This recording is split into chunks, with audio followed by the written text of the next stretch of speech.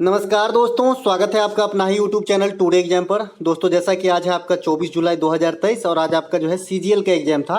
First shift की exam समाप्त हो गई है। फर्स्ट शिफ्ट के एग्जाम में जीके जीएस के सेक्शन से जो भी प्रश्न पूछे गए सभी 100% ओरिजिनल प्रश्नों के साथ उपलब्ध हो गया हूँ। दोस्तों जैसा कि आप जानते हैं मैं आपको 100% ओरिजिनल प्रश्नों के साथ साथ इंपॉर्टेंट एक्स्ट्रा फैक्ट दूंगा जो आने वाले किसी भी एग्जाम के लिए पॉइंट टू पॉइंट बात करेगा जी। छांटने काटने की जरूरत नहीं, जैसे बताऊंगा वैसे ही एग्जाम में आएगा। और ये सारे के सारे प्रश्न अमित जी भेजे हैं और इन्होंने जो है व्हाट्सएप पे मुझे लिख के भेजा है कि 18 क्वेश्चन बनाए, काफी हेल्प हुआ है ना। चलिए बेस्ट ऑफ लक भैया आपको, है ना। एक प्रश्न आपसे पूछा गया था, निम्नलिखित का मिलान करें। आपको 3 दिया गया था, विद्युत धारा, कैपेसिटर और मैग्नेटिक फील्ड। ये 3 चीज दिया गया था और हमें 4 दिया गया था लेकिन 3 बताया इन्होंने। और 3 में आपका ऑप्शन दिया गया था एम्पायर, फेराइट, टेस्ला। तो भैया विद्युत धारा का एम्पियर होता है, सब दिन ए लिख के बताया। और ये किससे लिया जाता है ये भी बताया मैं। तो ये अमीटर से मापा जाता है और अमीटर को हमेशा सीरीज में लगाया जाता है। आने वाले समय के लिए एक बात ध्यान रखेंगे, कैपेसिटर संधारित्र फेराइट होता है और मैग्नेटिक फील्ड का टेस्ला होता है। तो तीनों का मैच कर देंगे, आपका राइट आंसर हो जाएगा। अब आते हैं कुछ एक्स्ट्रा फैक्ट में। विद्युत धारा को हम किससे मापते हैं? अमीटर से मापते हैं। विद्युत धारा, विद्युत प्रतिरोध का मात्रक क्या होता है भाई? ओम होता है। ओम को किस प्रकार से इंडिकेशन है, मतलब इस प्रकार से साइन होता है ओम का। और प्रतिरोधकता का मात्रक जब बोलेगा तो आपको ओम मीटर आंसर देना है। देखिए यहीं पे बच्चे गलती कर लेते हैं। प्रतिरोध का मात्रक ओम होता है लेकिन जैसे ही प्रतिरोधकता बोला आपसे तो आपको ओम मीटर आंसर करना है, ना कि ओम आंसर करना है। ये पहले से सचेत करवा रहा हूं एग्जाम में गलती होने से। बल का मात्रक न्यूटन होता है, दाब का मात्रक पास्कल होता है। ठीक है, तो ये बात भी आपसे जो है ध्यान रखना है। एक आपसे पूछा गया है कि किस प्रकार के नृत्य डांस का शाब्दिक अर्थ उबालना होता है। देखिए भैया अभी बताया हूं, जिस दिन प्रैक्टिस सेट में मैंने ये बता रहा था कि पोंगल के तीसरे दिन को क्या कहते हैं, उसी दिन पहला स्टार्टिंग लफ्ज मेरा था कि पोंगल का शाब्दिक अर्थ होता है भाई उबालना। क्या होता है? उबालना, उबालना। ठीक है, और ये कहां पे मनाया जाता है? तमिलनाडु के अंदर मनाया जाता है। कहां पे? तमिलनाडु के अंदर। किस त्योहार के अवसर पे? मकर संक्रांति के अवसर पे। मकर संक्रांति के अवसर पे, है ना। मकर संक्रांति किस महीने में होती है? जनरली 14 या 15 जनवरी को होती है। उसी समय गुजरात में आप उत्तरायण मनाते हो, है ना। बहुत सारे जगह पे अलग अलग नाम हो जाता है। मकर संक्रांति में मकर बिलक्कू केरला में कहते हैं इसे, है ना। तो भाई उसी समय मनाया जाता है। तो पोंगल 4 प्रकार के होते हैं, मतलब 4 दिन तक मनाई जाती है और अलग अलग दिन के अलग अलग नाम है। मैंने ये भी बताया था। तो ये आपका राइट आंसर पोंगल हो जाएगा कि भाई इसका अर्थ जो है उबालना होता है। ठीक है, इनके अलावा ऑप्शन में बिहू और रज दिया गया था। रज पर्व जो है आपका समझते ही है, ये जो है ऐसा समझा जाता है कि धरती माता को जो है मासिक धर्म आए हैं, ऐसा वाला रज पर्व मैंने ये भी बता रखा है। इसके अलावा बिहू जो है ये आपके असम में 3 टाइम सेलिब्रेट किया जाता है। एक आपका नव वर्ष के रूप में, एक आपका होली के बाद में और एक आपका अक्टूबर महीना में। तो ये बात भी आपको बता रखे हैं, है ना। इनके अलावा पोंगल जो है ये तमिलनाडु के प्रमुख त्योहारों है जो मकर संक्रांति के समय मनाए जाते हैं। मैं बता ही दिया, यह 4 दिनों तक चलती है जिसका शाब्दिक अर्थ उबालना होता है। भोगी पोंगल, सूरज पोंगल, मोट्टू पोंगल, कुन्नू पोंगल, इस प्रकार से जो है इनका नाम है। इसलिए मैंने बताया है कि पोंगल में सूर्य भगवान की, भगवान इंद्र की और गाय की पूजा होती है। तो ये बात, तीनों बात ध्यान रखेंगे। बिहू असम की प्रमुख त्योहार है, 3 बार मनाई जाती है साल में। तीनों का मैंने समय बता दिया है। वीडियो में आगे बढ़ने से पहले कुछ आपके लिए है। एमटीएस, सीजीएल, सीएचएसएल 2023-24 की तैयारी कर रहे हैं तो आपके लिए एक बेहतरीन बुक लेकर के आया हूं। ये बुक डॉक्टर आर.एस. अग्रवाल के द्वारा लेटेस्ट रिलीज किया गया है। इस बुक में आपको 6500 प्लस टीसीएस एमसीक्यू मिल जाते हैं। साथ ही साथ इसमें प्रीवियस ईयर के साथ साथ प्रैक्टिस सेट के लिए एक्स्ट्रा क्वेश्चन भी गिवन है। अगर इससे भी ज्यादा एक्स्ट्रा क्वेश्चन अगर आपको चाहिए तो ये जो टेस्ट कोच एप्लीकेशन है, यहाँ से ये बार कोड को आपको जो है स्कैन करना है, आपको मिल जाएगा और फ्री में आप टेस्ट भी एक्सेस कर पाएंगे। इस बुक के अंदर जो है सेक्शन बांटा गया है कि भाई सीजीएल एमटीएस के लिए किसको कौन से सेक्शन आपको अटेंड करना है। और सबसे बड़ी बात कि ये लेटेस्ट अपडेटेड है, 2023 तक के भी क्वेश्चन इसमें इंक्लूड है। और ये बुक जो है आपका बाइलिंगुअल बनाया गया है। इसके अलावा इसी प्रकार का इनका एक बुक है एसएससी इंग्लिश के लिए, इसमें भी आपको 6500 प्लस टीसीएस के एमसीक्यू मिल जाते हैं। सेम प्रोसेस, इसमें भी अगर आपको एक्स्ट्रा क्वेश्चन चाहिए तो ये बार कोड को स्कैन करना है आपको टेस्ट कोच ऐप से। और ये बुक भी डॉक्टर आर.एस. अग्रवाल के द्वारा ही रिलीज किया गया है, लेटेस्ट वर्जन है और इसमें भी आपको 2023 तक के क्वेश्चन अपडेटेड मिलेंगे। इसमें जो है प्रीवियस ईयर के साथ साथ प्रैक्टिस सेट भी दिए गए हैं, है ना। इनके अलावा जो एक और इनका पुस्तक रिलीज हुआ है हाल ही में, ये है रीजनिंग के पुस्तक भी इसी प्रकार से 6500 प्लस टीसीएस के एमसीक्यू आपको मिल जाएंगे।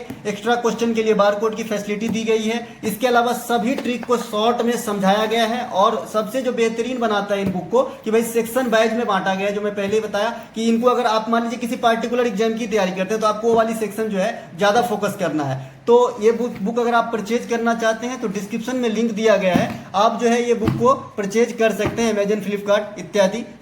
अगले प्रश्न की तरफ चलते हैं। फीफा 2022 कहाँ हुआ था, आपसे पूछा गया है। सब दिन बताते हैं भाई फीफा 2022 कहाँ है, कतर के अंदर हुआ है। कौन जीता है, अर्जेंटीना। कौन उपविजेता रहा है, फ्रांस। आगामी फीफा 2026 वाला कहाँ होगी, अमेरिका, मैक्सिको और कनाडा में जो है आपका सम्मिलित रूप से कराए जाएंगे। अभी जो आगामी समय में आपका इंपोर्टेंट है, इसके लिहाज से महिला फीफा 2023 करंट सेक्शन से इंपोर्टेंट हॉट रहने वाला है, तो ये आपका ऑस्ट्रेलिया और न्यूजीलैंड के अंदर होने वाला है। फीफा की स्थापना जो 1904 में हुआ था, मुख्यालय कहाँ पे है, जूरिक के अंदर है। पिछले फीफा यानी जो कतर में आपका 2022 में हुआ, इसमें 3 पुरस्कार, गोल्डन बॉल, गोल्डन बूट और गोल्डन ग्लव्स, इन तीनों का नाम मैंने आपको रटा दिया है। गोल्डन बॉल मेसी है, गोल्डन बूट जो है किलियन एम्बाप्पे है और गोल्डन ग्लव्स जो है इमिलियानो मार्टिनेज है। तो इन तीनों को भी ध्यान रखेंगे। रैयतबारी व्यवस्था सबसे पहले कहां पर लगाया गया था, तो रैयतबारी व्यवस्था जो है ये आपके मद्रास प्रेसिडेंसी 1792 में जो है लगाया गया था। आपसे डायरेक्ट भी पूछा जाता है कि भाई रैयतबारी व्यवस्था की जो है भारत में शुरुआत करता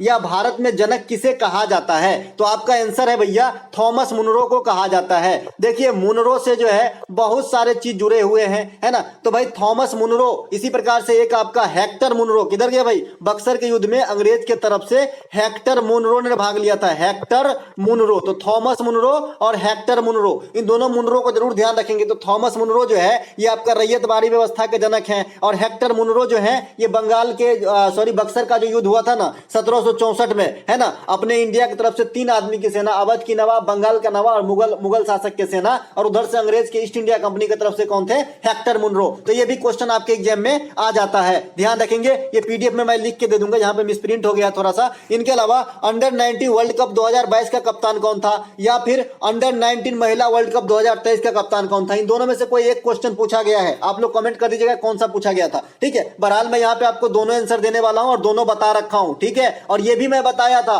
कि भाई यही वर्ल्ड कप जीतने के कारण आईपीएल में जो है 3 खिलाड़ी को सिलेक्शन कर लिया गया है। भाई 3 खिलाड़ी को जो है खरीद लिए गए हैं, एक तो दिल्ली खरीदा था और 2 आपका चेन्नई खरीदा था, है ना भाई, ये भी बताया था मैंने। इसके अलावा जो अगर आप पुरुष वाले की बात कर रहे हैं, तो पुरुष वाला अगर पूछा गया होगा तो आईसीसी अंडर 90 वर्ल्ड कप 2022 में हुआ था पुरुष वाला, 23 में हुआ है महिला वाला, ठीक है। तो हमको ज्यादा लग रहा है कि 22 वाला पूछा गया होगा। तो 22 वाला वेस्ट इंडीज में हुआ है, इसके कप्तान कौन थे, यश धूल थे, और विजेता कौन रहे थे, तो भारत विजेता रहे थे 5वां टाइम। कितना बार, 5वां टाइम, ये चीज काम आ जाएगा जी, याद रखिए 5वां टाइम। ये 5वां जो है ट्रॉफी है आईसीसी अंडर 90 का, मतलब भारत के लिए, ठीक है। इनके अलावा आईसीसी अंडर 90 महिला वाली बात करेंगे तो ये 2023 में साउथ अफ्रीका में हुआ है, और इसके कप्तान शेफाली वर्मा रहे हैं। शेफाली वर्मा जो WPL में भी आपको दिखे होंगे। इनके अलावा आईसीसी अंडर 90 जो महिला वाला हुआ है, ये फर्स्ट एडिशन था और पहले ही बार भारत जीत गया, किसको हरा के, इंग्लैंड को हरा के। तो यहां से इंग्लैंड आपके लिए इंपोर्टेंट है, आपसे पूछेगा आने वाले दिन में कि आईसीसी महिला वर्ल्ड कप अंडर 90 वाला 2023 में के उपविजेता कौन है, तो इंग्लैंड बताइएगा, और विजेता कौन है तो भारत बताइएगा, ठीक है। कप्तान कौन थे, शेफाली वर्मा, राइट। इसके अलावा आपसे पूछ लिया है कि कौन सा बंदरगाह भारत के पूर्वी क्षेत्र में स्थित नहीं, अच्छा भारत के पश्चिमी क्षेत्र में स्थित नहीं है, ऐसा पूछा गया, ठीक है। भारत के पूर्वी क्षेत्र नहीं, पश्चिमी क्षेत्र में यानी वेस्टर्न रीजन में जो है कौन सा बंदरगाह जो है आपका नहीं है, ऐसा क्वेश्चन आया है। तो हल्दिया और कांडला हमें ऑप्शन में मिले हैं, तो यहां से मैं हल्दिया को पिक करूंगा, क्योंकि हल्दिया जो है पूर्वी तटीय बंदरगाह है। और आपसे पूछा गया कि कौन सा पूर्वी तटीय नहीं है, वो बताना है, ठीक है। अरब सागर में जो भी बंदरगाह होते हैं, मैंने आपको बताया है कि भाई अरब सागर में जो भी बंदरगाह होते हैं वो पश्चिमी घाटीय बंदरगाह कहलाते हैं, ठीक है। तो पश्चिमी घाट के बंदरगाह कौन हो जाएंगे, कांडला, मुंबई, ये सब अरब सागर में स्थित बंदरगाह है। इनके अलावा हल्दिया जो है भारत के पूर्वी बंदरगाह है, जो आपके पश्चिम बंगाल में स्थित है। और ध्यान रखेंगे राष्ट्रीय जलमार्ग 1 जो है वाटर मार्ग है ना, वाटर हाईवे 1 जो है ना, ये आपका हल्दिया से प्रयागराज को जोड़ता है, या फिर प्रयागराज से हल्दिया को जोड़ता है। तो ये बात भी आपको ध्यान रखेंगे, ठीक है। इसके अलावा पूर्व तटीय बंदरगाह के कुछ उदाहरण जैसे चेन्नई, विशाखापत्तनम, पारादीप, कोलकाता, ये सब पूर्व तटीय बंदरगाह के उदाहरण है। मैंने अभी भी बता दिया भैया राष्ट्रीय जलमार्ग 1 जो है इलाहाबाद से हल्दिया को जोड़ता है, तो ये ध्यान रखना है, पूछा जाता है। इसके अलावा कांडला बंदरगाह भारत का ज्वारीय बंदरगाह है, तो ये बात भी आपको ध्यान रखना है। इनके अलावा एक क्वेश्चन और आपसे बंदरगाह के रिलेशन में एग्जामिनर कर लेता है, कई दफा किया है, कि भारत में सबसे अधिक आयरन ओर जो है लौह अयस्क जो है ये किस बंदरगाह से निर्यात किया जाता है, तो आपका आंसर मारमा गोवा बंदरगाह से जो है सबसे अधिक लौह अयस्क का निर्यात किया जाता है, ठीक है। ये बात भी ध्यान रखेंगे। इनके अलावा विटामिन और खनिज का शरीर में मुख्य काम क्या है? देखिए सब दिन बताता है ना, यहाँ तक कि मैं कमेंट में भी पूछ लिया था कि भाई शरीर में विटामिन का क्या काम है, ठीक है, और क्वेश्चन आ गए हैं, तो बातों पर भी गौर फरमाइएगा, ठीक है। तो विटामिन और खनिज का मुख्य काम क्या है? उपापचयन प्रक्रम को नियंत्रित करना, या सूक्ष्म पोषण प्रदान करना, या कई महीनों में शरीर को स्वस्थ रखने में भी जिम्मेवार है। भाई विटामिन की कमी से बीमारी तो होते हैं ना, तो देहाती भाषा में इसे स्वच्छ रखने में भी मदद बता सकते हैं, ठीक है। अब डिपेंड करता है कि एग्जैक्ट ऑप्शन क्या था। अगर कोई ऐसा ऑप्शन है कि भाई ऊर्जा प्रदान करना, तो ऊर्जा प्रदान करने वाले को पहले ही काट देना और दूर भगा देना, क्योंकि ऊर्जा विटामिन देता ही नहीं है। बाद बाकी इनमें से कोई एक ऑप्शन आपका हो सकता है। कहने का मतलब है शरीर को सही रखने में तो जिम्मेवार है ये है, क्योंकि भाई इंटरनली प्रोसेस को जो है सहायता पहुंचाता है उनको अपने काम करने के लिए, ठीक है। इनके अलावा विटामिन की कमी से कई बीमारी भी होते हैं, जिसका मतलब ये हमारे शरीर को सुरक्षित रखने में मदद करते हैं, ठीक है। इसके अलावा प्रोटीन को बॉडी बिल्डर कहा जाता है ना। वसा और कार्बोहाइड्रेट जो है आपको एनर्जी देता है। वसा जो है आपका 1 ग्राम लगभग 9.2 कैलोरी देता है, और कार्बोहाइड्रेट जो है 1 ग्राम लगभग 4.2 कैलोरी देता है। इस प्रकार से ध्यान रखना है। किसी को क्विक एनर्जी चाहिए, क्विक अभी दौड़ना जाना है 5 किलोमीटर, एनर्जी चाहिए, तो आपको जो है ग्लूकोज लेना पड़ेगा। ग्लूकोज जो है क्विक एनर्जी देता है। मैंने ये भी बताया है कि ग्लूकोज कौन सा सेक्राइड है, पॉलीसेक्राइड, डाइसेक्राइड या मोनोसेक्राइड, है ना, सभी बात काम आएंगे जी, है ना। इनके अलावा वसा और कार्बोहाइड्रेट का मुख्य कार्य शरीर में ऊर्जा देना। हीमोग्लोबिन का कार्य क्या है भाई? आए दिन पूछे थे एग्जाम में हीमोग्लोबिन का, तो बता देना भाई। हीमोग्लोबिन का कार्य जो है ना, शरीर में ऑक्सीजन का परिवहन करना। तो आप तो बोलोगे भाई ऑक्सीजन तो मैं नाक से लेता हूं, तो ये कैसे काम करता है? तो भाई जो ऑक्सीजन नाक से लेते हो ना, वो फेफड़ा में जाता है। फेफड़ा में जो है ये हीमोग्लोबिन, फेफड़ा में ऐसे स्पंजी टाइप से बने हुए होते हैं, इसके कई सारे ब्रांच होते हैं फेफड़ा में। यहाँ पे जो है हीमोग्लोबिन आके पहले से खून के माध्यम से बैठे रहते हैं, और यही हीमोग्लोबिन उठाकर शरीर के विभिन्न भागों में आपका ऑक्सीजन जो है देने का काम करते हैं, ठीक है। इनके अलावा इंसुलिन का मुख्य कार्य क्या है शरीर में? तो जो शर्करा होती है, जो आपका शुगर की लेवल होती है, उसको बैलेंस करने का काम करता है। इसी में जो है गड़बड़ी के मामले में जब जैसे ही गड़बड़ी उत्पन्न होती है, मधुमेह रोग हो जाती है, चिनिया बीमारी जिसे गांव घर में कहते हैं। इनके अलावा अप्रैल 2021 के अनुसार एनजीटी के चेयरमैन कौन है? एनजीटी है ना, तो एनजीटी के चेयरमैन आदर्श कुमार गोयल साहब हैं। और ये क्वेश्चन जैसा पूछता है वैसे ही हूबहू बहुत दिन से पूछता आ रहा है, ठीक है। अगर आप एसपीटी का करंट अफेयर लिए तो तीसरा स्थान पे यही नाम मिलेगा, एनजीटी के चेयरमैन।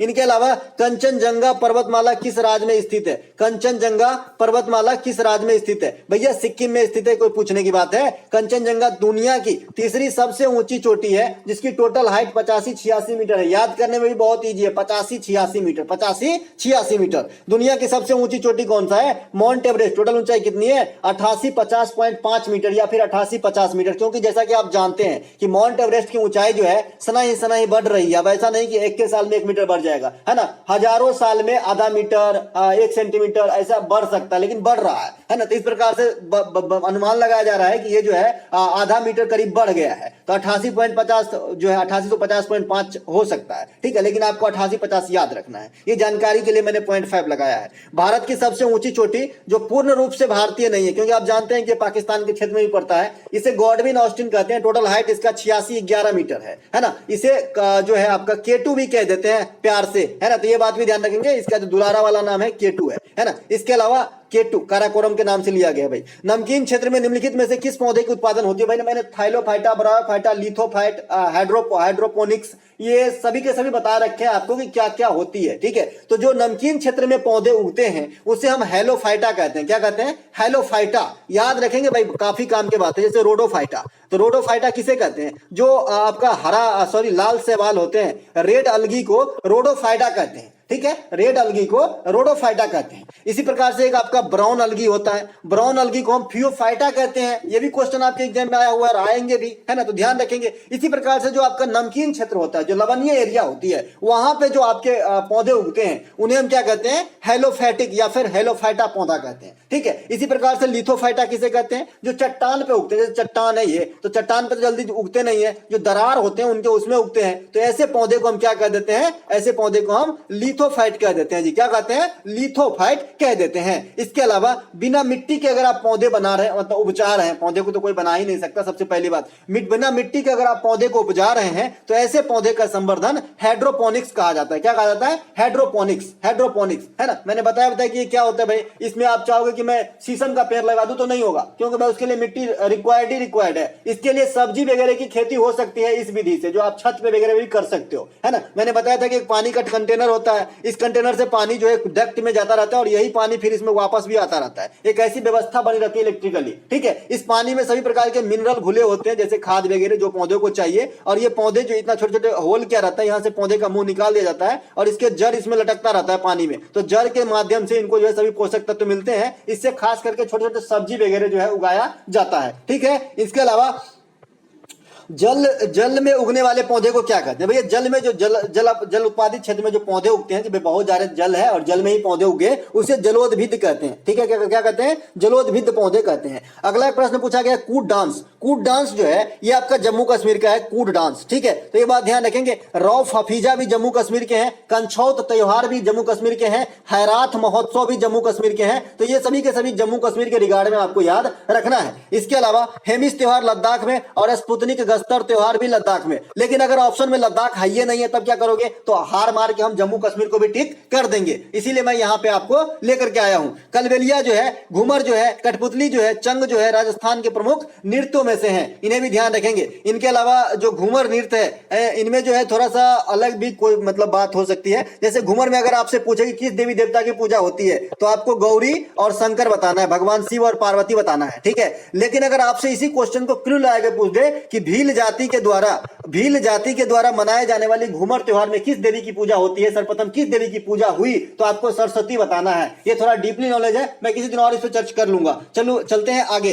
अगला हमारा जो प्रश्न पूछा गया था कि मंगल और बृहस्पति ग्रह के बीच में कौन सा ग्रह जो है चक्कर लगाता है। भाई अभी कोई ब्रह्मांड से जो कोई भी क्वेश्चन आए और आप मुझसे जुड़े हो तो छोड़ के आओगे जी? नहीं ना। तो भैया कैसे छोड़ के आओगे? तो क्षुद्र ग्रह। अभी तक जितने क्वेश्चन पूछे गए हैं इसमें से सिर्फ एक क्वेश्चन नहीं बताया हूं जो आपका एनजीटी वाला आया था करंट अफेयर से, बाद बाकी सभी बताए हैं, ठीक है। क्षुद्र ग्रह जो है ये मंगल और बृहस्पति के बीच में चक्कर लगाते हैं। ग्रह का क्रम क्या है भाई? सबसे पहले है बुध, फिर कौन सा हमारा है सबसे चमकीला ग्रह शुक्र, फिर है हमारा पृथ्वी, फिर हमारा क्या है मंगल, मैंने दिन का क्रम पढ़ने को बोला है, मंगल, फिर हमारा क्या है 5 नंबर पे बृहस्पति, फिर हमारा क्या है शनि, फिर हमारा क्या है अरुण, फिर हमारा क्या है वरुण। ये है हमारा सूर्य से बढ़ते हुए दूरी के अनुसार ग्रहों का क्रम। क्या है? ग्रहों का क्रम, ठीक है। अब इसमें मैंने काफी सारी चीज आपको बता रखा है कि भाई क्या क्या होती है। तो सबसे बड़ी ग्रह जुपिटर, सबसे छोटी ग्रह बुध, शुरुआत के 4 ग्रह को आंतरिक ग्रह और लास्ट के 4 ग्रह को बाहरी ग्रह, बाह्य ग्रह या जोवियन ग्रह, ठीक है। इसके अलावा सबसे जो आपका चमकीला ग्रह शुक्र है ना, बिना उपग्रह वाला दुग्गो ग्रह तो बुध और शुक्र है ना। सबसे छोटा ग्रह बुध, सबसे जो बुध ग्रह हो गया सबसे छोटा। इसके अलावा अपने एक्सिस पे सबसे फास्ट सूर्य का चक्कर लगाने वाला ग्रह, स्वाभाविक सी बात है सूर्य के सबसे नजदीक बुध है तो सबसे पहले चक्कर लगा के बैठेगा 88 दिन में। लेकिन यहाँ पे एक बात समझिएगा, अपने एक्सिस पे सबसे पहले चक्कर लगाने वाला ग्रह तब बृहस्पति हो जाएगा। सबसे अधिक उपग्रह फिर से शनि के पास आ गया है। शनि का सबसे बड़ा उपग्रह टिटान है। लेटा हुआ ग्रह अरुण को कहा जाता है। मंगल ग्रह को लाल ग्रह कहा जाता है। पृथ्वी को नीला ग्रह कहा जाता है। शुक्र को पीला ग्रह कहा जाता है। ये सब बात ध्यान रखना है ग्रहों के रिगार्ड में, ठीक है भैया। और जो क्षुद्र ग्रह है वो मंगल और बृहस्पति के बीच में एस्ट्रॉइड चक्कर लगाते हैं, एस्ट्रॉइड कहते हैं अंग्रेजी के अंदर। इसके अलावा जो चीज मैंने बताया यही चीज यहाँ पे लिखा गया है। बुध शुक्र पृथ्वी मंगल आंतरिक ग्रह और आगामी जो 4 को बच जाएगा बृहस्पति शनि अरुण वरुण वो जोवियन या बाह्य ग्रह। बिना उपग्रह वाला ग्रह बुध और शुक्र। सबसे चमकीला ग्रह शुक्र, सबसे गर्म ग्रह शुक्र, पृथ्वी का बहन शुक्र, मॉर्निंग स्टार शुक्र, इवनिंग स्टार शुक्र, ये सभी के सभी शुक्र है, राइट। इसके अलावा सबसे बड़ा ग्रह जुपिटर, सबसे छोटा बुधा। इसके अलावा आधुनिक नृत्य का जनक कौन छोड़ेगा बताइए? आधुनिक नृत्य के जनक उदय शंकर साहब हैं। उदय शंकर साहब जो हैं आधुनिक नृत्य के जनक हैं इंडिया के अंदर। संस्कृत व्याकरण के जनक किसे माना जाता है? पाणिनि को, पाणिनि है ना। अष्टाध्यायी के लेखक कौन है भाई? अष्टाध्यायी पाणिनि के द्वारा लिखा गया है। व्याकरण पे स्थित किताब है। ये भी क्वेश्चन सीजीएल में भी आए कि अष्टाध्यायी जो है किस विषय पे लेख है, तो भैया व्याकरण के ऊपर लिखा गया है। भारत के प्रथम विधि निर्माता मनु है। आधुनिक भारत का पिता राजा राम मोहन राय है। सतरिया नृत्य के संचालन करता शंकर देव है। सतरिया नृत्य कहाँ का नृत्य है? असम का नृत्य, असम का, किस आंदोलन से प्रेरित है?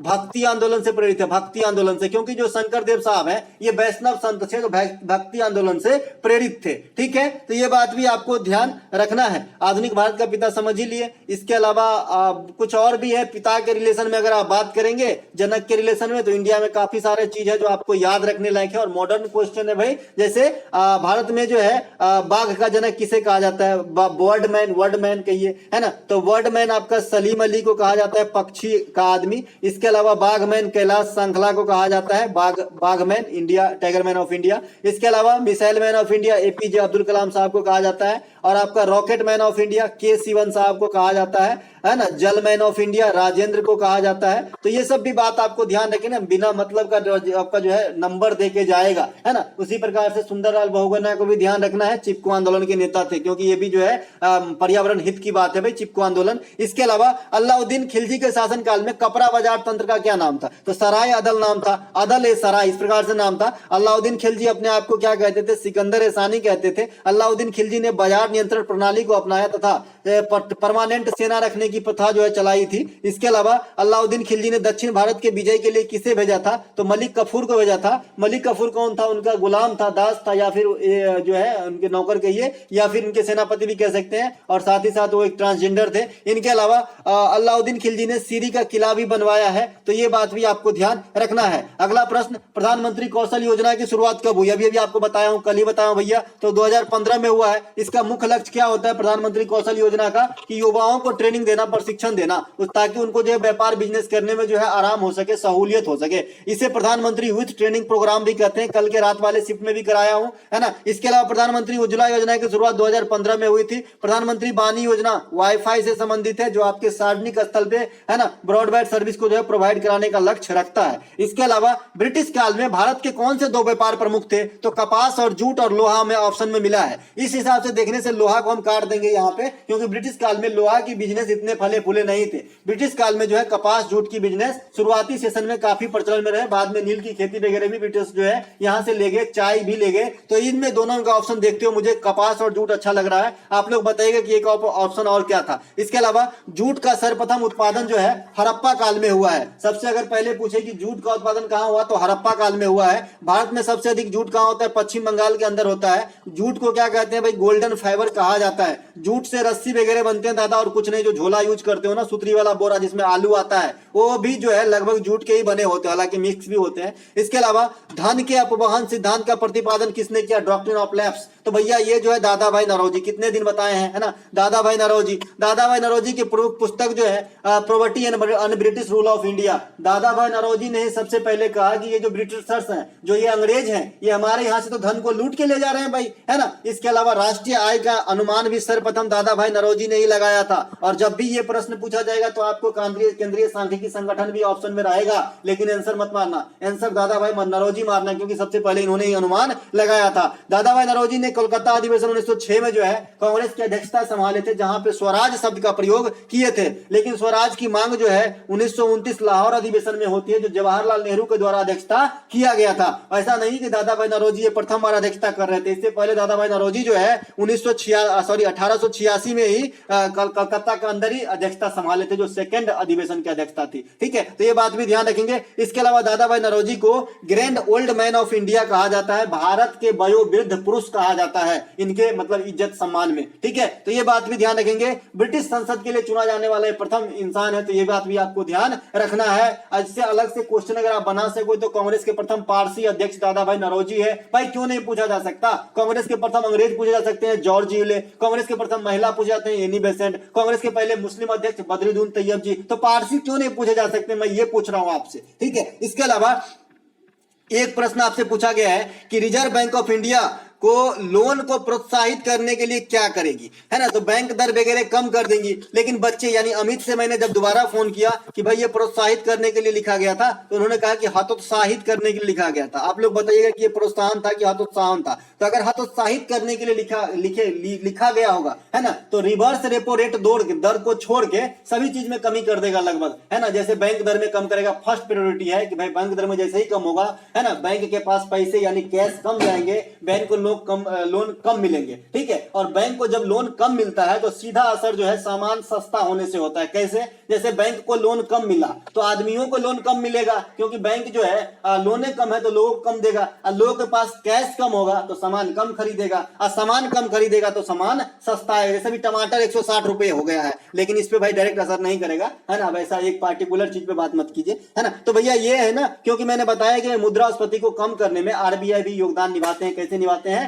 वही लोन देना कम करते हैं, तरलता कम होती है, लोगों के पास पैसे कम होती है, सामान कम खरीदते हैं, और जो है मुद्रास्फीति धीरे धीरे थम जाता है। देखिए आरबीआई को बैंकों का बैंक और अंतिम ऋणदाता बैंक भी कहा जाता है इंडिया के अंदर। 1935 में हिल्टन यंग आयोग के द्वारा बनाया गया था। आरबीआई के लेटेस्ट शीर्षक से जो निकला है डिजिटल पेमेंट का विजन 2025, क्या विजन 2025, विजन 2025 जो है इनके शीर्षक से एक निकाला गया, शीर्षक प्रकाशित किए गए हैं। और ये जो किस चीज लिए भाई? डिजिटल भुगतान हेतु, है ना। इसके अलावा आपका इनका राष्ट्रीयकरण 1949 में हुआ था। नोट छापना, बैंक दर तय करना, रिवर्स रेपो रेट तय करना, रेपो रेट तय करना, एसएलआर तय करना, सीआरआर तय करना, ये सब जो है रिजर्व बैंक के प्रमुख कार्य हैं। वर्तमान में इसके अध्यक्ष शक्तिकांत दास है जो 25वें नंबर के हैं। प्रथम भारतीय अध्यक्ष सीडी देशमुख साहब बने थे। प्रथम अंग्रेज अध्यक्ष ओसबर्न स्मिथ बने थे, है ना। तो ये सब जो है आरबीआई के प्रमुख कार्य हैं। आरबीआई ने सभी नोटों पे साइन करना है एक्सेप्ट 1 रुपए की नोट। 1 रुपए की नोट पे जो है वित्त सचिव भारत सरकार का साइन होता है। मिलेंगे अगले शिफ्ट के वीडियो में, तब तक के लिए जय हिंद।